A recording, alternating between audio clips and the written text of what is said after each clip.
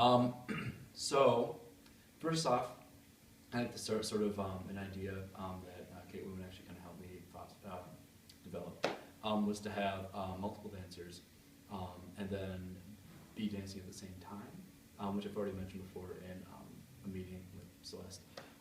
But I was thinking about staging it that the audience would stand perhaps in a circle, and that there would be two chairs, one facing this way and one facing that way, and that the dances would occur concurrently, perhaps even with two different pieces of music playing at the same time, so it'd be this sort of effect of kind of this jarring kind of overlap that doesn't quite mesh between these two different experiences that would pertain to my subject, kind of the losing control, that sort of loss of balance, and the sort of freedom and fluidity that comes with kind of the subject of my piece.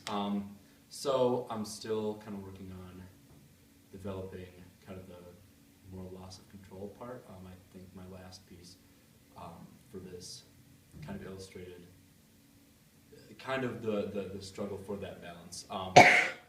So today I want to focus more on what I mentioned towards the beginning, which is a sort of Chaplin-esque bit, where it's this sort of isolation, kind of stopping the moving up, stopping the moving, kind of this nervous tick moving kind of around the body. So we first kind of start with the feet. So, like I said in the beginning, the foot would be tapping, and then stop it. And the other foot would be tapping, start with the heel, then go with the toe, and stop it. The other foot would be tapping, kind of already, stop both. And then move out, move back in. Do that. Flat between the toes and the heels. Right moves out, left moves back to join it, left moves away, right moves back to join it.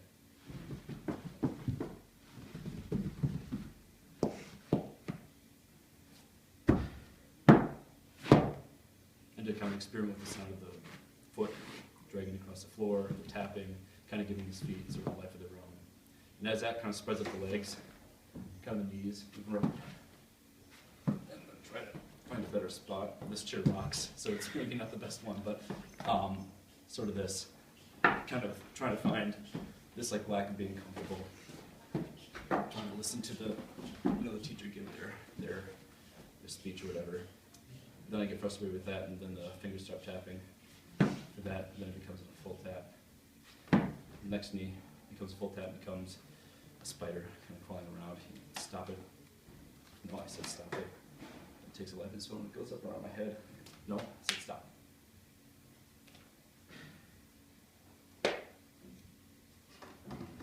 And then, I'm not quite sure where it goes now, but now all of a sudden this little thing on the floor, and I'm following it around. And I think this would start to kind of lead into, figuratively, spinning a web of this sort of imagination that then all of a sudden, this sort of almost Alice in Wonderland, you kind of fall down the rabbit hole, and all of a sudden this little spider is, maybe all of a sudden become a bird. Or it goes into the water and it becomes a fish. And so kind of letting this tapping of the fingers become the energy that then sort of transforms the area around, which then sort of bleeds into some of the stuff I've hosted before, with then sort of the fluid motion, and that would eventually evolve into that, but sort of letting that tapping become the spider, become the bird, the fish, etc. That's what I have so far.